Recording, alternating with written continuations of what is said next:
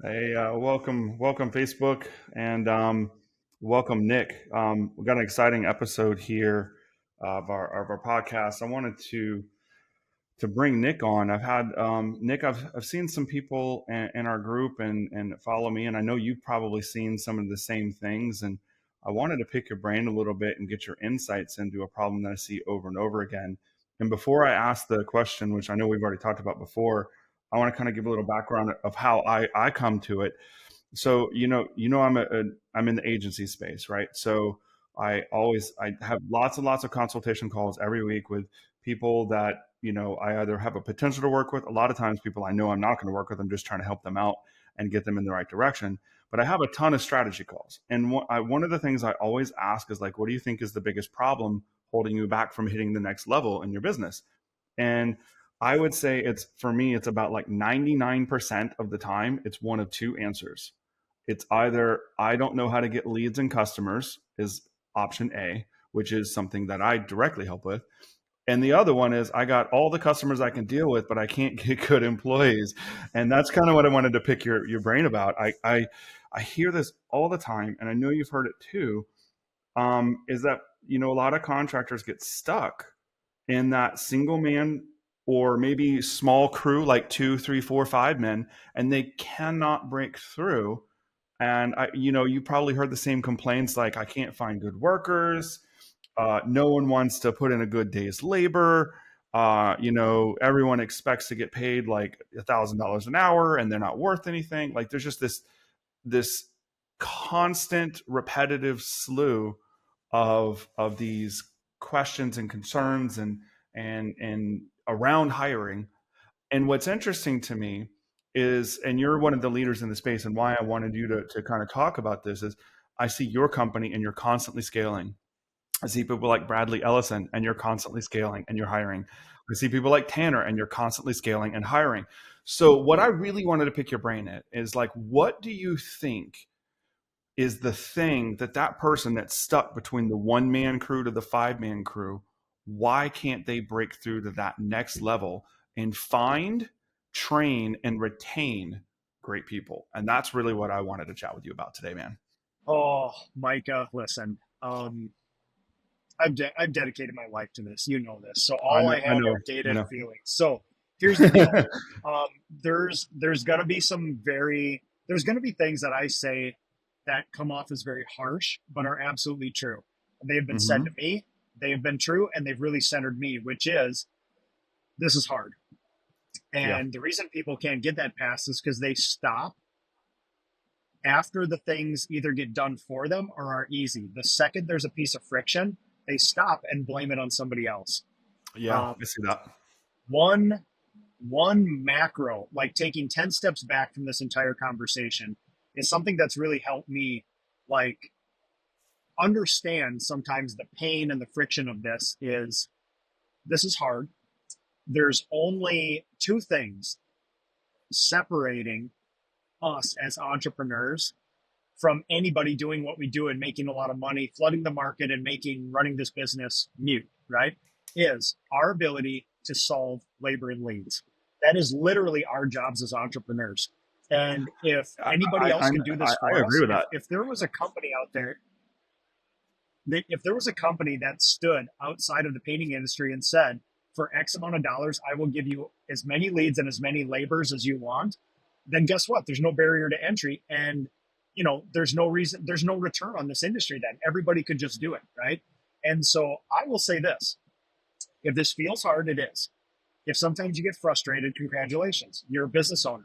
Your mission on life in this world is to solve leads and labor.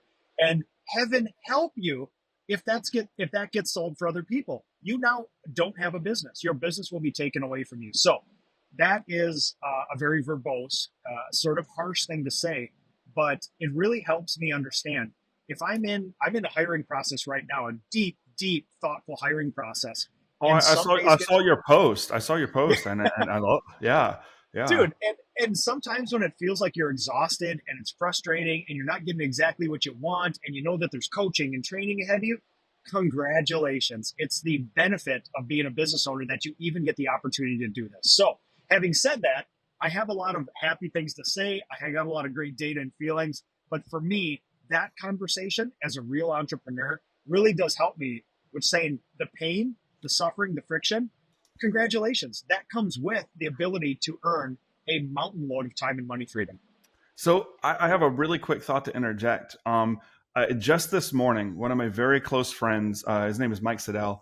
He has built and sold multiple contracting businesses. The first one was like a water damage molds biohazard company, and sold it for millions and millions of dollars. He scaled it really big, and that was his first business. He's on other things now, and he's out of the contracting space, but he's still a great friend of mine. And he had this post today that I thought was really in tune with what you're saying right now. And it was an analogy with baseball. He said, a baseball player can go to bat 100 times, hit the ball 30, have a failure rate of 70, and get inducted in the Baseball Hall of Fame. And I was like, wow, and he was basically was an analogy for business. Like, guys, in business, it is hard. You are going to fail, but like a baseball player, you need to get back up and get back at bat. And I thought it was a really clever analogy because, like, you know, I know for me, and I'm pretty sure for every business owner I've ever met, it seems like there are times where there's just more failures than there are successes. And I think and they're micro ones. I'm not saying like, for me, true failure is giving up, right? I'm saying like stumble failures. You know, like, there's a problem. I hired somebody, and then a week into it, they failed. I hire a marketing agency. A week into it, they suck, right? I've launched this Facebook funnel and it doesn't work. I put money here, it doesn't work. I buy this piece of equipment and it breaks on the job first day. Like, all these things can happen. These are real world things, and they suck when they do, right? But I think the grit of the business owner that's willing to get back up at bat, like that baseball analogy, you're going to hit it out of the park sometimes. You're going to.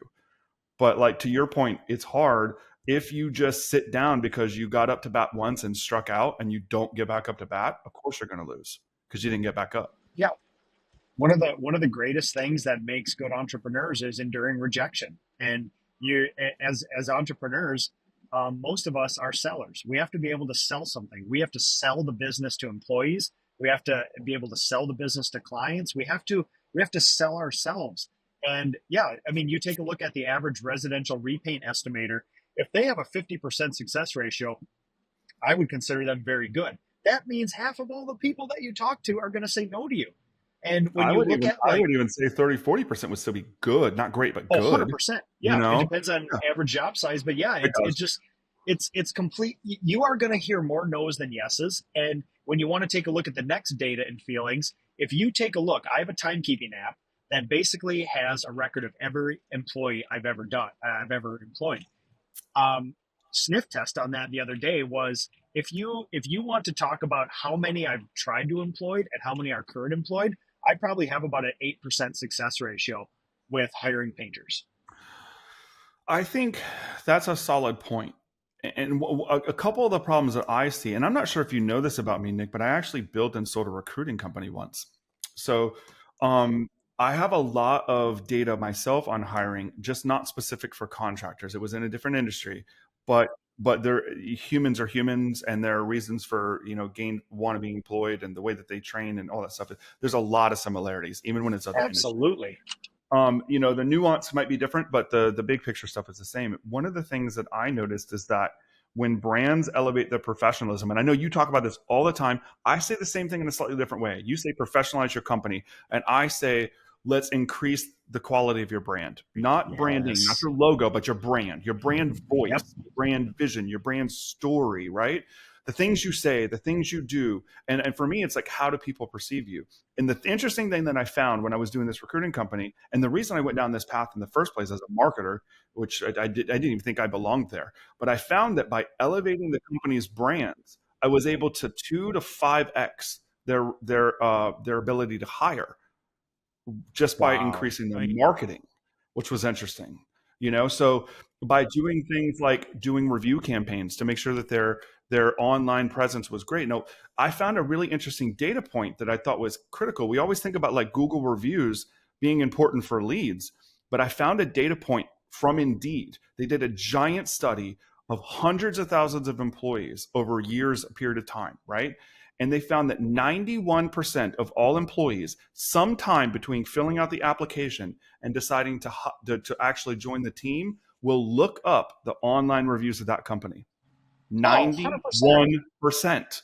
And so all of a sudden, and it gets bigger than that. They're going to look at your website. They're going to look at your social media channels. They're going to look at your posts. They're going to look at your story. They're going to look at your videos. But it means that, like, you know, it's not the only thing, but like that is part of the equation. You have to just professionalize in your voice. You have to professionalize your company in everything that you do. And I think that that's a huge thing that will all by itself, all of a sudden start attracting better talent because now you just are a better company. You got it, man. I mean, you know, what you say is deeply simple, but not easy, which is your brand uh, Yeah. creates success, which is, yeah, again, you think about, you know, a company like Sherwin-Williams, you think about a company like Anderson Windows, you know, Lennar Homes, like they have a Yeah. national brand. And when Hmm. somebody wants to get into an industry and have upward mobility, they're going to say, well, evidently Sherwin-Williams is a Fortune 200 company. So they're that's a good place to Oh, start. You know really? what I mean? I didn't. Wow. Anderson Yeah, I Windows didn't too. realize they were It's that like, big. you know, you just go to you look at Google, you look at all the other ones, and when somebody wants to get into tech because of a brand, they will gravitate towards businesses. Now, that job may be a meat grinder, right? But there is a brand of saying there's excellence here. And I couldn't agree more with you, man. Yeah.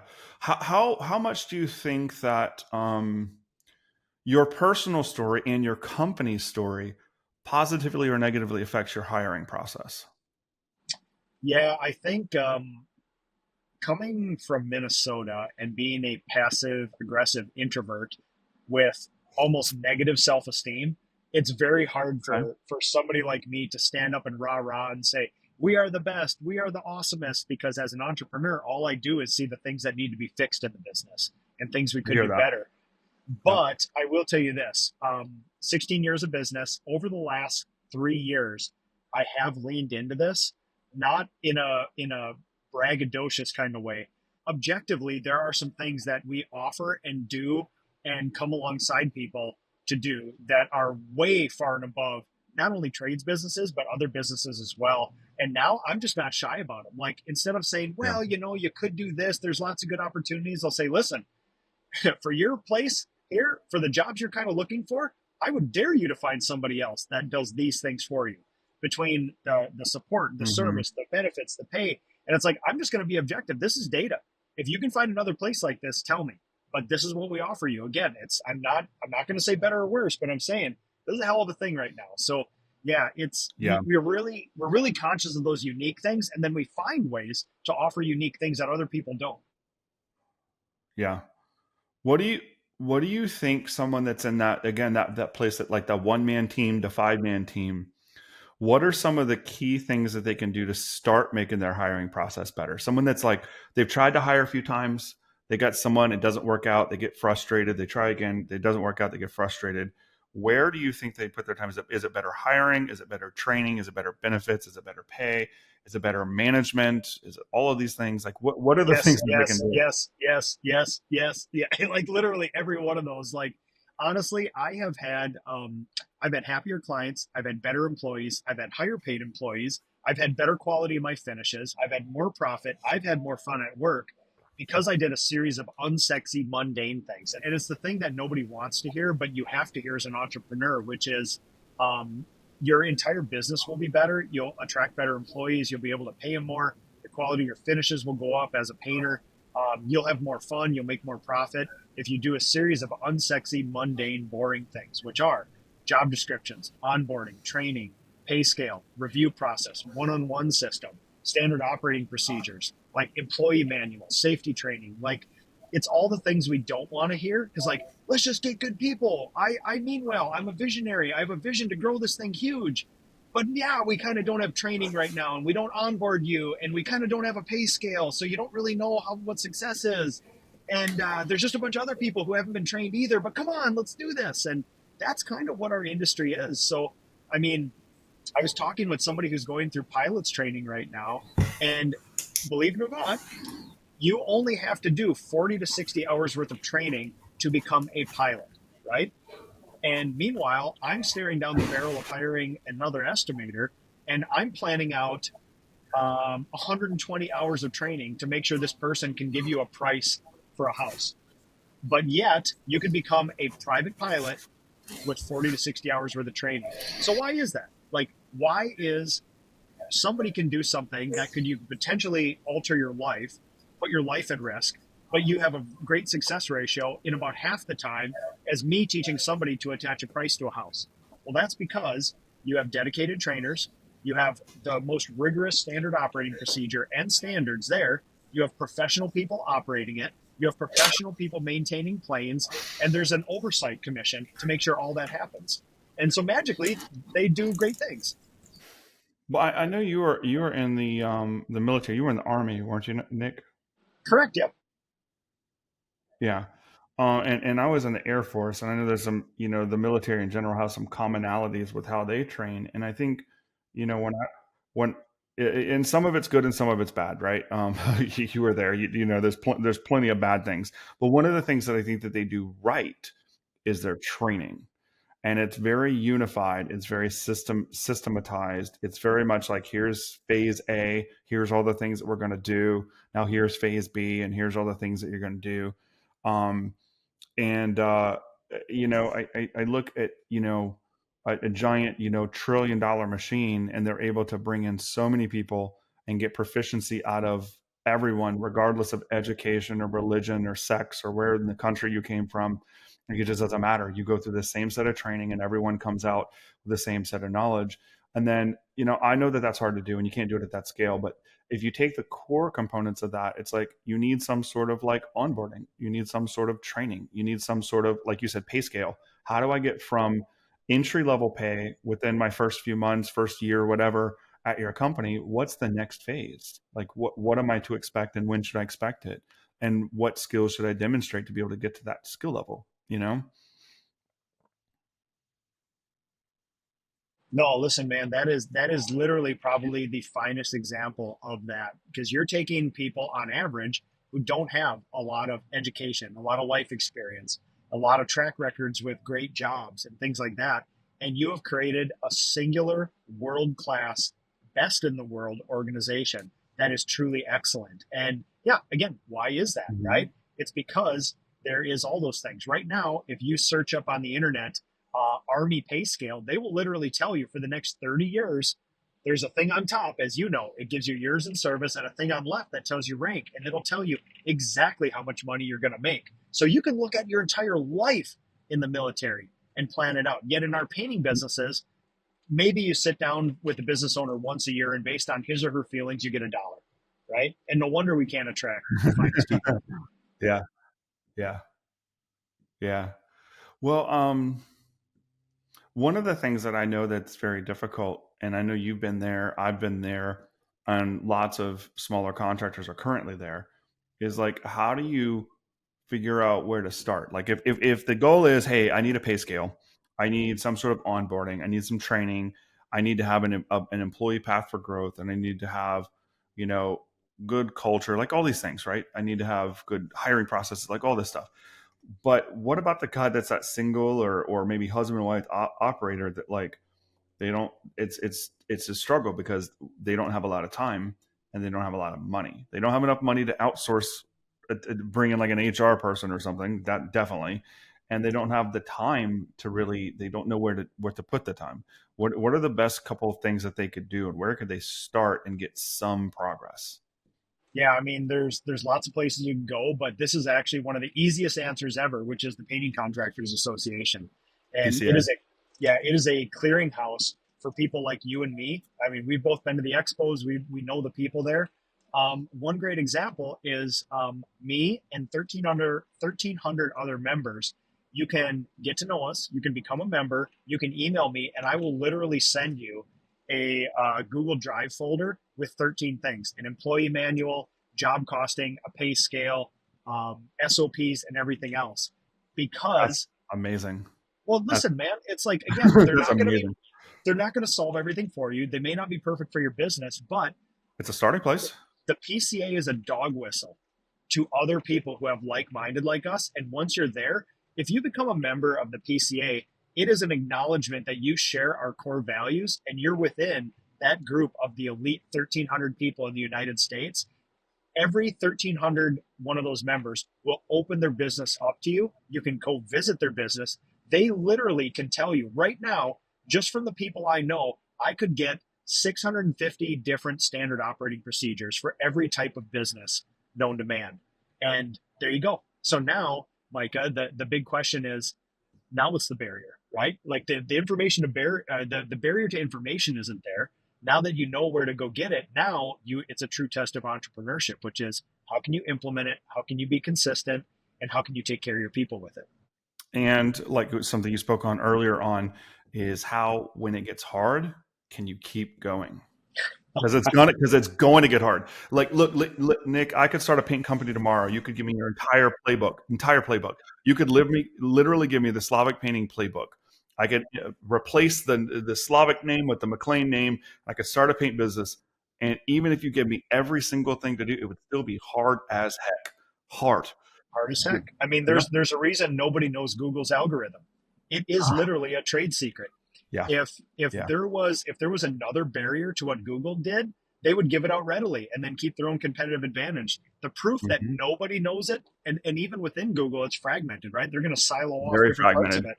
Yeah. Yeah. Very So fragmented. that Mhm. and the readily available shared information in our industry tells you that it's not the barrier to information. Like anybody knows what job costing is. Now you need to literally, again, going back to that, how can you problem solve as a human and fix and solve labor and leads? That is your only barrier. I love it, man. Labor and leads, and it's funny because I prefaced this with, hey, when I was doing these consult calls, I ask people what their problem is, and it's always they'll either say leads or customers, or they'll say labor, right? Um, they may have a problem with leads, or they may have a problem. They may have leads and they just can't close them, but it's somewhere in that customer acquisition cycle. They can't get enough jobs, or they can't get people to fill seats to do the jobs, and literally 99%. I actually measured it. Like, we have an internal like document where we ask these questions and we write them down anonymously. We're not recording names or anything. We write down everyone, and it is about right at 99%. Occasionally you'll get something weird, like someone will say finance or operation or some famous thing or whatever, but it's very, very, very rare. It's almost always labor or leads. And that's a sign of an advanced business. Like if somebody worries about finance, that means that they've solved a lot of other things, right? I mean, Oh yeah. unless they mean I just don't have money, and that's not finance. That's Yeah, something yeah, yeah. else. Yeah, But yeah. no, but literally, like when you look at the PCA and you look at, a friend right up the road in Minnesota has a $12 million residential repaint business, and they do not struggle with leads. They do not struggle with labor. I wouldn't even call it a struggle with. What they focus on and spend their energy on is getting better, cheaper leads. What they focus on is getting better, more effective humans. They can find Hmm. all the humans and leads that they want. Now they're focused on sharpening that sword and getting better versions of them. Yeah. Yeah. I mean, I know you've noticed this too, but I find it interesting that in many endeavors that I've had in life, when you go from like complete novice, like I don't know anything, to like a little bit good, that path is pretty quick, right? You could go spend 20 to 100 hours on YouTube or in the PCA documents or whatever, and you can get like knowledgeable on something. But then we go back to what you said a moment ago, where it's like, it's simple but not easy. What I find was really interesting is like, very often I don't care if it's something like playing pool or running. Think about like what Michael Phelps did, like one of the best Olympians we've ever had, right? How many people also do those same swimming races? The concept is not difficult to understand, but to do it at that level is one of the hardest things on the planet to do, right? And so the difference between good and great is exponentially harder than from like zero to good, right?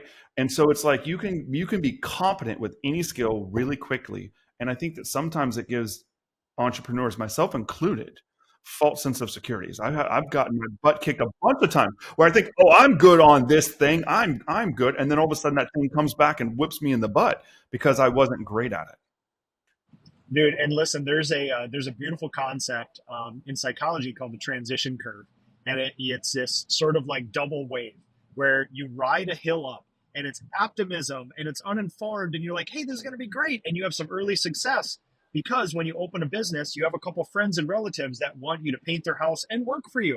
And you're like, oh Hmm. my God, I have all these Hmm. great people and it just happened to me. And then you crest that first hill and you start getting data and you start getting informed. And then this overwhelming surge of pessimism comes over you and you ride this hill down. And this isn't Yep. just with entrepreneurs, this is literally any decision. I want to Yeah. buy a new car. This is going to be fun. And then you start realizing about, well, we need all this information and here's the interest rates and here's the cost. And you're like, oh, you're riding the wave down. At the bottom of that first hill, you either transition back up to the second hill where you are informed and you're now optimistic because you are informed, or there's that one red arrow that goes straight down to crash and burn. And honestly, if we're looking at our industry, 99% of all residential painting businesses in the United States never crest the second hill. They never even Mhm. make the turn at the bottom. The average lifespan of a business, residential in the United States, is 1.5 years. Whoa, that's short. And Wow. the That's average business really short. size is one human, and the average paint business owner takes home $43,000 a year. So Do you think, is it something like 1.1 humans? I mean, something like just a little bit above one, like if you're really looking at the data? well, there's actually so I always like, when I do the master's class and stuff, I usually leave the decimal point off because then you have to get into explanation of how you can get a point of a human, but it is somewhere between 1.1 and 1.5 humans, which means, like, again, how do you get a 1.5? Well, my dad painted and I worked for him in the summer. I was the 0.5. That's how it works. Yeah. Yeah. Or you have, one business with two people and then nine businesses with one, and the average of that is like, 1.1 or something close to Which that. is crazy, Micah, because honestly, if you generate over $1 million of top line revenue as a residential repainter, you are in the top 1% of the entire industry. Really? Yeah, Really? And to me, like 1 million seems to be like just barely where you should be. Like I feel like 500, I feel like okay, you're making some strides. 1 million, I'm like, okay, you're doing pretty good. Now it's really time to grow. You know, like 1 million feels like the point where you have enough revenue where you can actually start doing that refining you were talking about. The company you said that had $12 million, they're not at $1 million. You have a hiring process and you have a customer acquisition process. You can't be there without it. And at that point, I feel like you can start scaling and you can start refining. you're 100%, and you have proven concept, and you've proven that you've been able to solve leads and labor better than 99% of the industry. But if we're all being honest here, and again, I say these things, they sometimes come off as like harsh, but these are the things that have honestly helped me the most because I'm an entrepreneur and I need brutalism sometimes, not sometimes. I enjoy brutalism all the times. So the truth about a $1 million paint business is it's likely the most stressful, craziest roller coaster type of business you can do as a residential house painter because it is a cowboy cowgirl business. At $1 Yeah. million dollars of revenue, you typically can't employ anybody but the business owner and painters, right? If you Yep. do employ a project manager and estimator, your overhead is likely tipping over to the point where you're going to go bankrupt. So really, when we talk about like $1 million, seems like all the money on earth. And as a friend of mine, Jason Paris, would say, once I hit $1 million, the problem I was gonna face is where do I park all my yachts, right? And Hmm. that is not the And that's, truth of that's, the that's industry. not it at all. It is I it agree. is a horrible. I mean, listen, it's good. You have to do it on the path, but I mean, you basically have 8 to 10 direct reports. You have to do all the estimating, all the project management, all the coordination, all the job costing, all the marketing, everything in the company. And Hmm. if you have a high pain tolerance and a lot of grit, like you said, you're going to do that. But the problem is the only way to get yourself out of that is to go back down to you and a couple painters, or for you to start building out your leadership team. And now you can see that the industry stratifies where 99% of the industry is unable to solve leads and labor past word of mouth. They've employed all their friends and family. They've Hmm. painted all their friends and family and neighbors' house. Some of their clients even told their neighbors about them. And then they hit a point past maybe 500,000 and they just run out of labor and they run out of leads because things don't just happen to them. Some people, Hmm. the 1% break through and do 1 million, and then the 100th of 1% do anything more than that. So really what we're looking Yeah. at is like, if you run a two, three, four, $5 million business, you're literally in the 1/200th of 1% of the entire Wow. industry. Wow. Wow. That's amazing. That's amazing. Yeah. I frankly think that, and I know what you mean about the $1 million the company. I've been there on the path growing companies that I've built and sold before in the past, and it is a very, very tough point. And technically, I'm still an operator in my company, right? I'm not completely passive, and you are too, right? And you have the PCA, and I've got other things outside of my company that I do as well. Some hobbies. I do like competitive shooting and I travel with all that stuff. And I've got another brand and a couple other things. So like I'm always doing like 10,000 things. And I know you're doing probably Yeah, 100,000 things. same. But I am still an operator in my company. It's a choice though. I actually enjoy being an operator. As I've gotten older though, I want to operate less. And so like I do want to, phase myself out to a bit, but I'm also like I don't think I want to phase myself out completely. I just don't. I like being able to do videos like this. I like being able to influence and lead my teams. I like being able to have not every conversation, not the silly small conversations with clients, but I like being able to have the big problem solving conversations with clients. Yes, I enjoy yes. that. I enjoy that.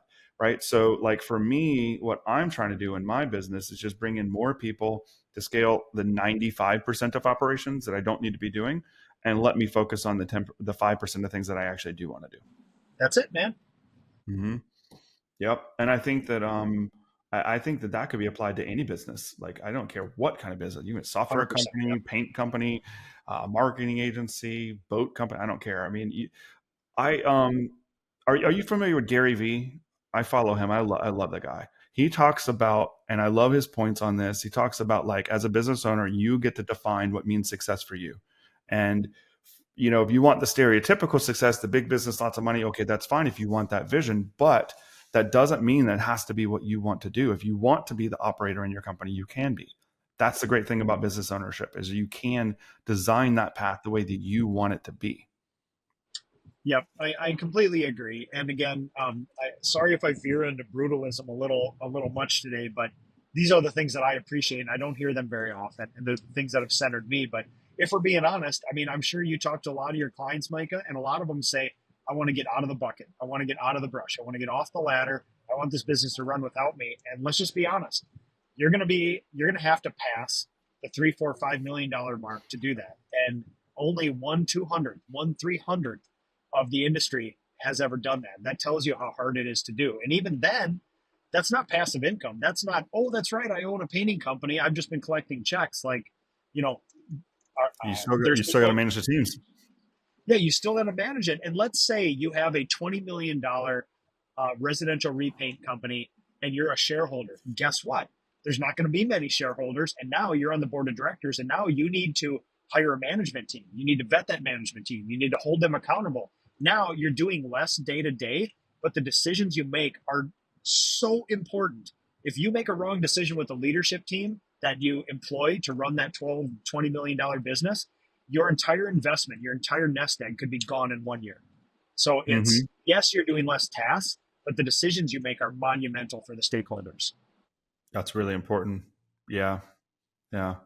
I mean, I have never built a business to the point where I was some, passive share, owner where there's boards and things like that. I have never built a company that large, and I don't know that I ever want to. But that's a really awesome point, Nick. Those decisions as you scaled, the bigger you get, and the more leadership you hire out, those decisions for those people become more important. Huge. And to the point where, hey, if your leadership, you hire a leadership team or a company to run a $20 million business and they underperform, you may have to go through a 6 month process of removing them, voiding the contract. And guess what? Now you're owning and operating a $20 million business. So you have to be so sophisticated. You have to have so much foresight. And it's just one of those things where it's like having, again, there's stage of this. I thought $1 million was like, my God, that is the North Star. That is everything that I need to do. I got there and I realized this is a lot of work, man. And you have to grow past. If you're stuck in the valley of death, I was going to like lose my family if I would have got stuck there. So now you need to grow to get out of it. And then when you get to that point, Yeah. now you're on the precipice of another Yeah, I can valley of definitely death. see that. And it's like, well, I could stay here, but this is what my life is. if I want the next level of autonomy where I remove myself from more things, now we have to grow again. So basically, what you're doing is playing this crazy, like Russian roulette game of, in order to have less day to day tasks, you have to grow a super big professional thing that has a lot more risk in it. And you need to be a better professional operator. And really, what you said all the way back to the start of this conversation, why can't people get past those initial stages? Because either the risk and reward profile isn't up to par, or they can't professionalize themselves or their business to get to that point where they even have the opportunity. That's great. That's magic right there, buddy. That's really good stuff, man. Well, it's What, been my life. It's arguably yeah. nobody's thought more about this. I've been in the trenches for a lot of years. Yeah, you sure have, man. And I mean, you're a leader and an expert and super knowledgeable. And I always enjoy every time we get to chat. I have a question, two questions for you. One of them is from the Facebook group right now. Someone asked, like, in order to get to 1 million in sales, about how many painters should you have? Yeah. So, do you have a calculator handy? I can get one handy. Hang on. Yeah, I was. So I can rattle off a very simple math equation Sure, I that would got it. help you do this. So when you're Mhm. doing and again, all these things, they're not mysteries. You just may not have access to it. But if you're a PCA member and you ever have this question, you can get 1,300 answers to this anytime. So, which is, That's awesome. if you say $1 million divided by 75, that would be the amount of revenue per hour I would want to generate at a minimum running a professional paint company, and that would give you 13,000 something, and then you would divide that by 2,000 and you'd probably come up with 6 point something, right? Okay, yeah. Let me divide it by 2,000. 6.66. So that's about how many painters you need. Yep, exactly. So the typical average human W-2 worker works 40 hours a week, 50 weeks a year. That's 2,000 hours a year. Yep. If you have an employee painter who works 2,000 hours and makes $75 an hour, that's probably at 150,000, and it's basically 6.6 painters run professionally, consistent, doing really good work, could create top line revenue of $1 million.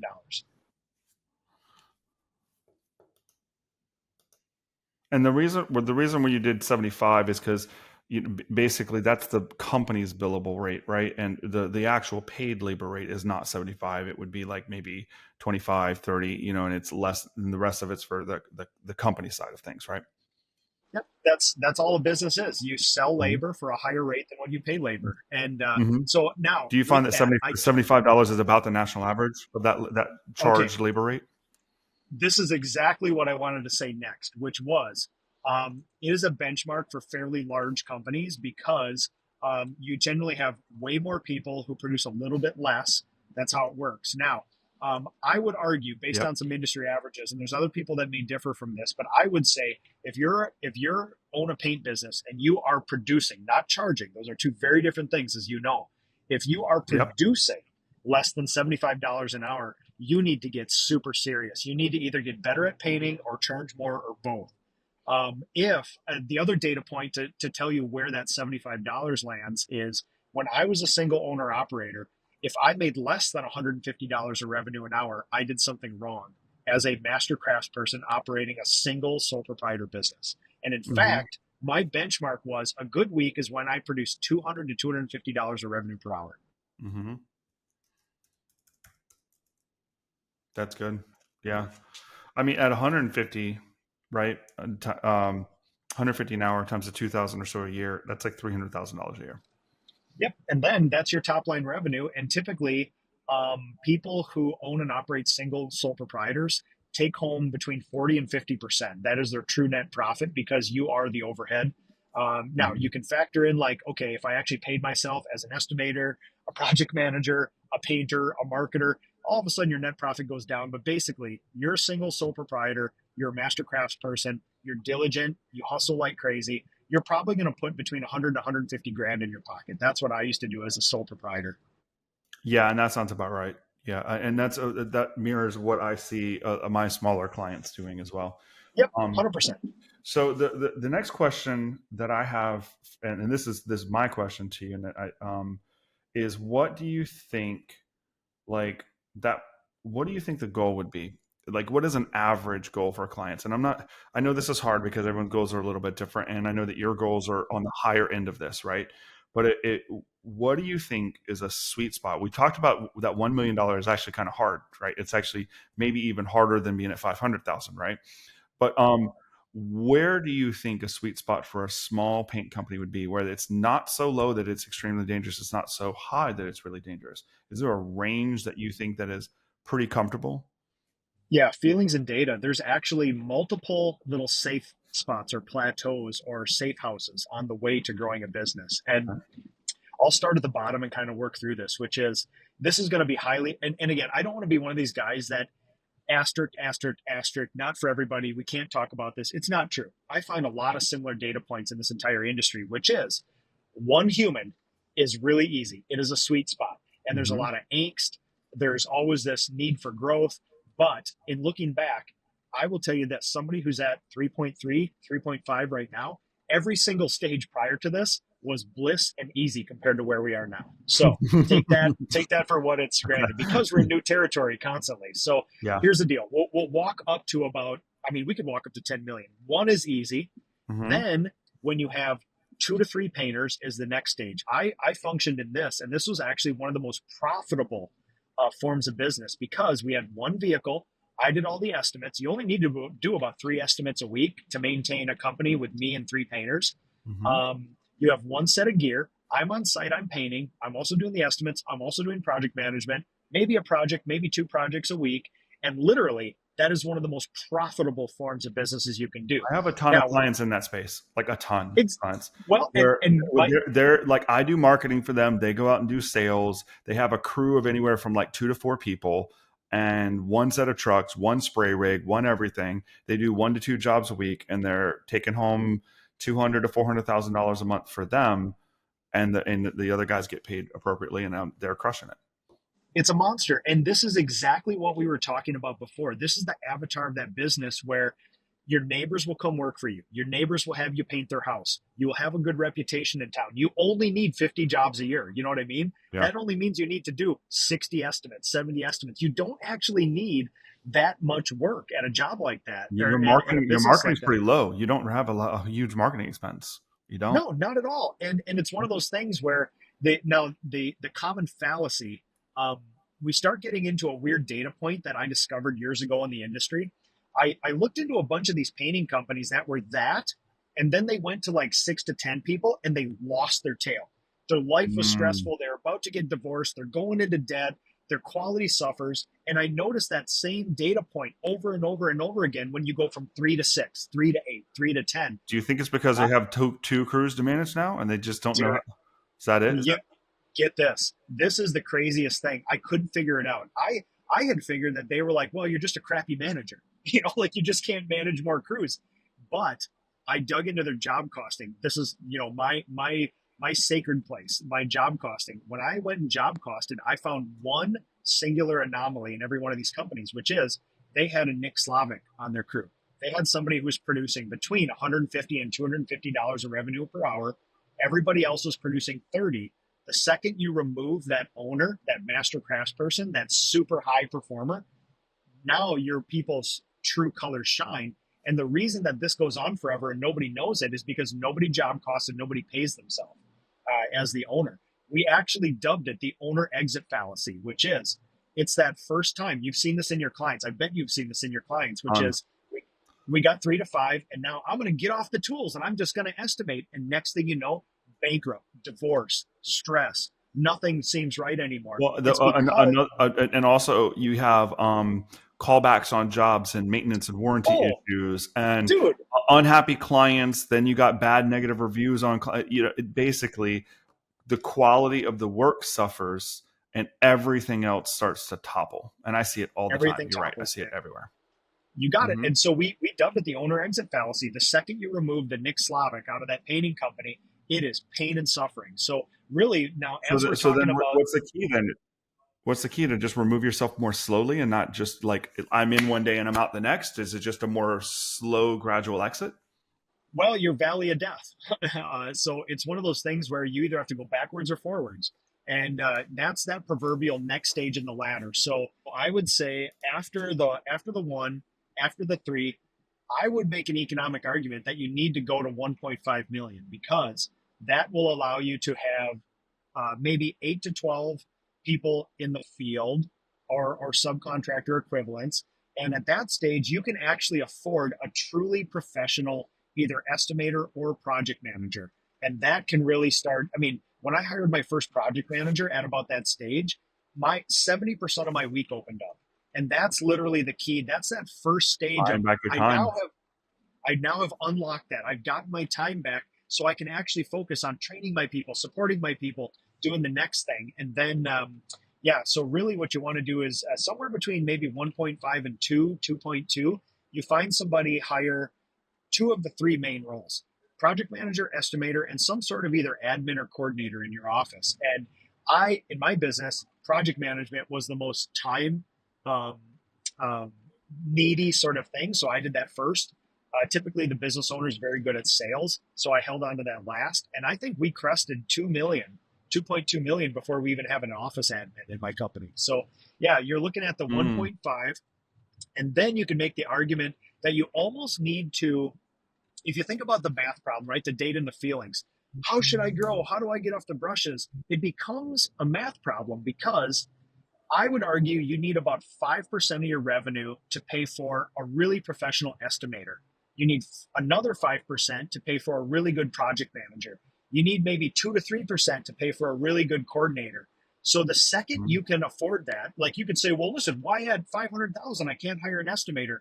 Well, what's 5% of It, 500,000? it's not 25 enough. It's not. 25,000 bucks. It's not enough. I know. I Dude, know. you pay your painters more than that. And let's say Yeah. you find an estimator who will work for 40 grand a year. That is not a professional estimator, No, it's right? not. And It's not. it's just not the way it is. So I would Yeah. argue you need to be minimum 60 to 70 grand for Which an puts estimator or project which manager. at 5 million puts you at 1.2. You need to be at 1.2 to hit that. Dude, see, that's Yeah. exactly it. I I know. would argue in my company, my internal benchmark is I want estimators and project managers in my company to go between 80 and 120, 80 and 140, So you got somewhere to be. right in So there. now you got to be at 2 million. You That's know. it, man. Yeah, I know. That's how it And works. So I love the simplicity of the numbers, and I think it's really important. And I've chatted with some construction CPAs and stuff as well, and they kind of the same thing, man. It's a mathematical approach. Like labor cost should be between here, materials cost should be here, overhead should be here. Marketing should be here, sales should be here, production should, production manager slash admin, whatever you want to call it, should be here. And like, I mean, it needs to be a formula. It's almost like a pie graph. It's like you got this amount of percent to solve this problem. Once your company is big enough to do that, do it. Until then, you might have to wear a couple hats. oh, listen, it's the truth of the universe, and 99% of our industry does not job cost. Job costing is nothing more than tracking materials, tracking labor per job, and then Mm-hmm. aggregating those and comparing them to a benchmark. We don't Yeah. want materials to go over 15%. We don't want labor to go over 40%. That is Mm-hmm. the variable cost. Now, when you start getting into the fixed cost, the overhead, now you start getting into the second set of benchmarks, which is we want 5% for estimating, 5% for project management, 2 to 3% for admin. There's maybe your role goes in there, and then there's pure overhead Well, expenses. and marketing actually has a pretty wide slice depending on how you do it, Oh, right? absolutely. Uh, Marketing is in there too. Yep. yeah, I mean, but like, in whether you pay an agency or do it in house, and unfortunately the range is quite big, but I typically see between 5 and 15%. I think that 10% is a pretty big average, but that's between paying an agency or paying an internal employee and advertising, print, or whatever it costs. That's everything in marketing, not just an agency. Everything. Everything. So like you should look at like, a lot of times people come to me like, hey, I want to pay you, and like I know your fee is XYZ. I'll look at it like, dude, you're making 300 grand a year. You can barely afford to run $500 a month on Facebook ads. Like you're not there yet. You need to DIY this now. And at a next scale, you can actually afford an agency, whether it's me or somebody else. Like, and I think one of the cruxes of a lot of bad agencies take on clients that can't afford them, and I think that puts them in a bad position. You're right. Hmm. You're absolutely right. I mean, it could happen. It can happen in other roles too. Like it could happen. And sometimes it's self inflicted. Like you hire an admin before you can afford an admin. You talked about, your estimator needs to be 5%. Maybe someone takes that role and pays somebody, but really mathematically, they only have about 2%, and the rest of it's coming out of their profit. Now, all of a sudden, they're unhealthy. Now they're at risk of bankruptcy, and now there's more stress and all the other things, all because the mathematical equation wasn't at the right time. Well, Micah, this is where true entrepreneurs get separated out from people who are employees, and this is not a value judgment, right? But in growing my business, we were on the pace for the last 5 or 6 years, going from 0 to 40 people, and we were growing 38, 47% a year. And looking back at this, 5 of the last 6 years, there have been painters and people on my leadership team that have made more than me consistently because I took the net profit that I would have had otherwise and poured it back into the company for marketing, Yeah. for training, for everything else. And that is the difference between an entrepreneur and an employee. You would never expect an employee to do that sort of thing, and they wouldn't. It's not their job. But that's where, again, how do you break through? How do you not be one of the 99% of our industry and break through to something else, which we all self profess that we You're, want to you're, do? you're, you're reinvesting time and money in people into a vision for the future. And that's a hard thing to do. And you're right, employees don't do that. Now, when it becomes a lot easier if you look at this math problem of I need to grow in $1.5 million chunks. And so now it's like it's a lot easier to invest your That's an time and interesting money thought. into something when you can, like, when you see a roadmap. I mean, it literally is a math problem. We think about res repaint now as like, listen, for me, my benchmark is if I grow from 3 million, the next step is 4.5 because I'm going to need one more project manager, one more estimator, and then another Mm. 8 to 12 painters in order to produce a $1.5 million So business. we Now, don't want to grow from 3 million to 3.2 or 3.3 because that's actually back into a problem state. We need to do. it's a problem state, and Yeah. it really depends. Now, this is the thing that I love dwelling at, because right now we're at one of those safe houses. We're at one of those plateaus. We're between 3 and 3.5.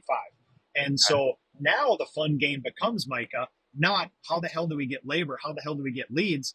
I have an amazing team of both painters, subcontractors, estimators, project managers, everything else.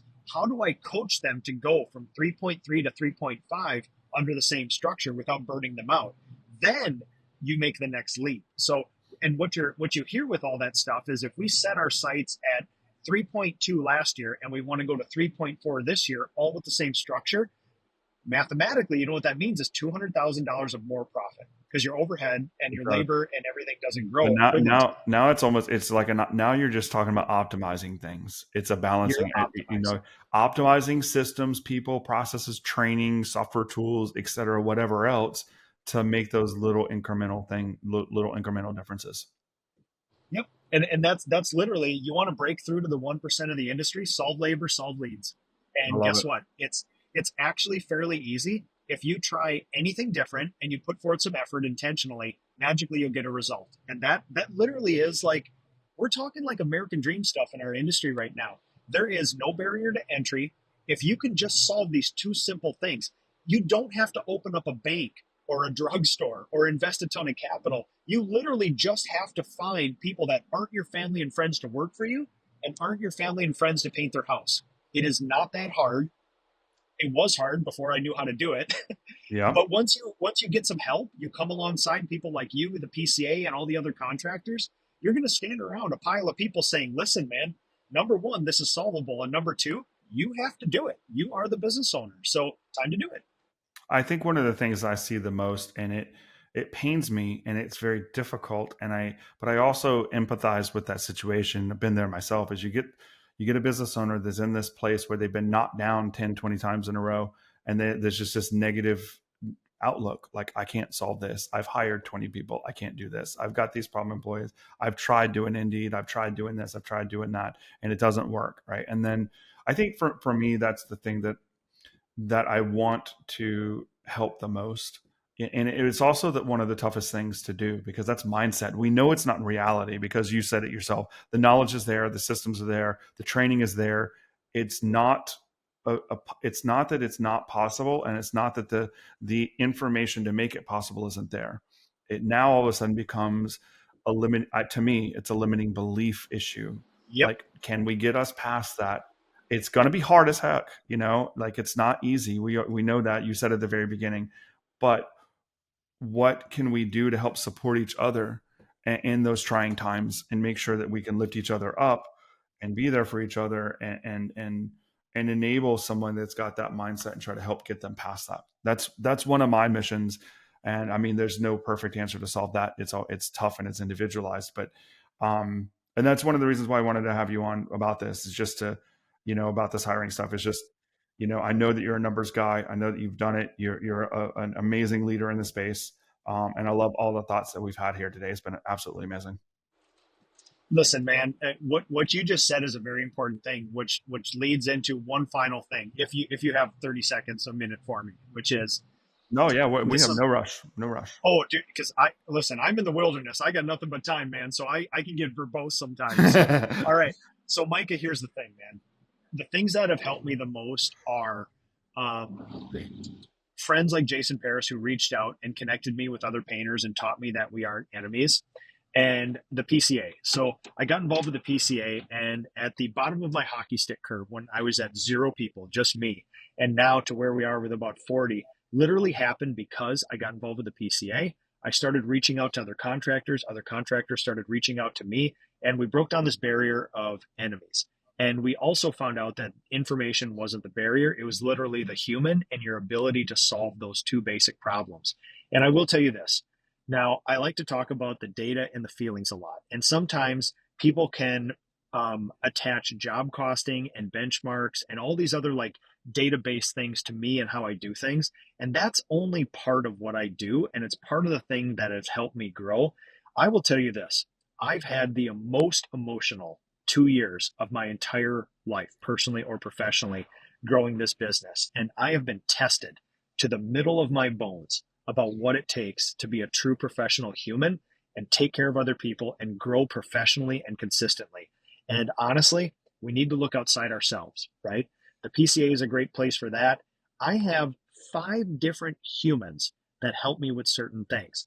I have, well, in Minnesota, we can't call them therapists. We have to call them performance coaches, right? Because we can't use that word here. We're way too introverted. But I have I have 2 different performance coaches. I have a mentor, and I have 2 other entities that I go to for accountability and for people to give me spoonfuls of brutalism all the time. And I found a really good system that works for me. I found really good humans who help me. And honestly, the thing that just putting up top line revenue is one thing.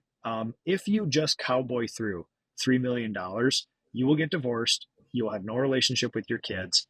You will ruin your personal life. You will ruin every private personal relationship you have. You need to take care of yourself. And at some point, we all have different pain tolerances. Some people top out at 1, some people top out at 5, 15, 30, this and that. This isn't a value judgment, not good or bad.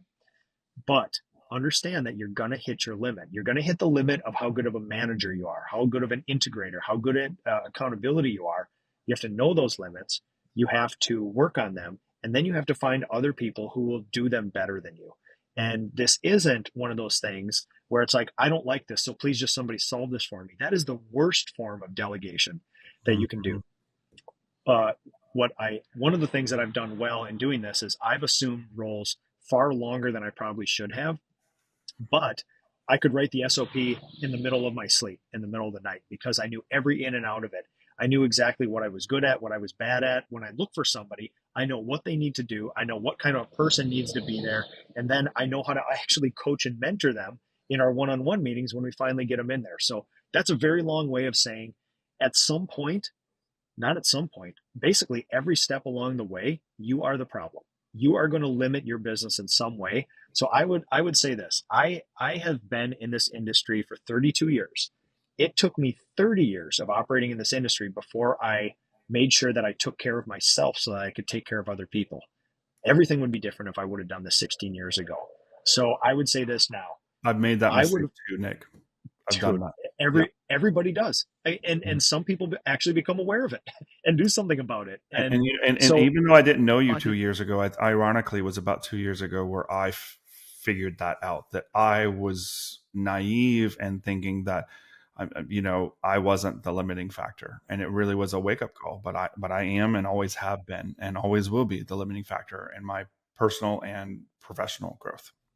That's it. And what's really interesting is that 2 years ago, the PCA completely like a wilderness lake in Minnesota. As I look out my window here, the water turns over seasonally, right? The hot water goes high, the cold water goes low, and our industry and our association turned over about 2 years ago, where all of a sudden we got 1,300 people who are thoughtful and actually talk about getting air quotes performance coaches for themselves and their Love families it. and their spouses so that they can actually take care of themselves. And now this isn't one of those things like, oh, you're weak, you're stupid, you need all this other stuff. That's squishy, that's weird. You talk about feelings. Guess what?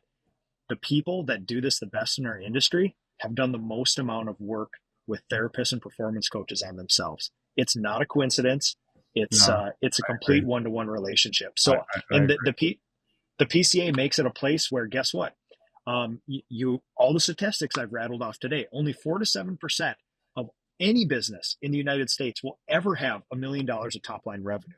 So what we do is lonely, Micah. Right? It is. Any of this stuff. It Mhm. is the loneliest pursuit in the world. Not only is being a $1 million top line revenue lonely, being that in the painting industry, you literally have 1,000 other people you might be able to talk to in the entire US. And What so, I actually, and that's probably one of my biggest struggles. Like, and I think a lot of other people struggle with it too. But like, I have peers and stuff that are online, but sometimes you just like, hey, let's go out and have a beer with somebody that can identify with you, or just so whatever. I don't care what you don't have to drink, but let's go out and have a bite. Let's go out and play bowling, whatever it is, right? But it's tough because like I have zero people in my friend group that are even remotely where I am, and so my wife is the only one. My wife is my rock and she's amazing. But there are no like guy friends that I have that do what I do. They all work for somebody else. And so like it's very difficult for me to have any kind of interaction on a peer level. I have to travel to things like PCA conferences or other events and coaching, things like that.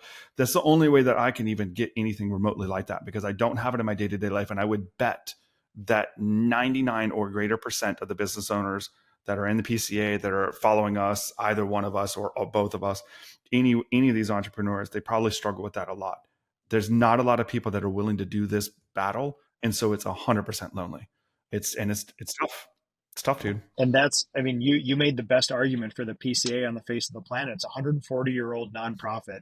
whose mission is to build better contractors, and it literally is a lighthouse for Hmm. us. And we're trying to find as many of those lonely boats drifting out in the ocean right now, because I know the pain that goes on with this. I know what it can do to your family. I mean, I lived this since I was 10 years old. We broke my original family up because of a painting business. Like, Oh when man. I say that this is meaningful, when this is like, has changed my life, I am the poster boy for what is possible out there when you get serious about professionalizing your business, coming alongside other people, and just knowing what problems you need to solve and being intentional about them and taking care of yourself so your gas tank is full for your family and your business.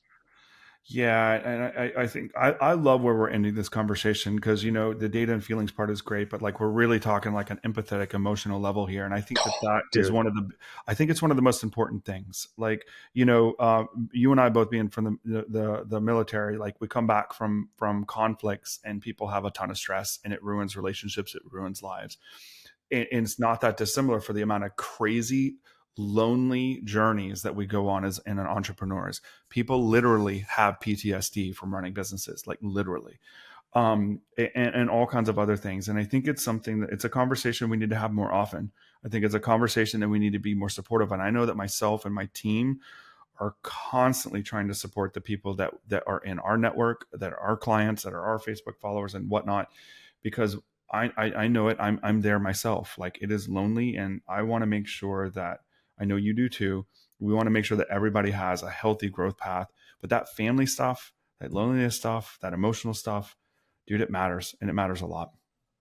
well, listen to that, Micah. From one military person to the other, I can't prove this, but if I do have PTSD, it's not from two wars. It's from being an entrepreneur, honestly. I would agree. I have more stress in what I do here than I did over there.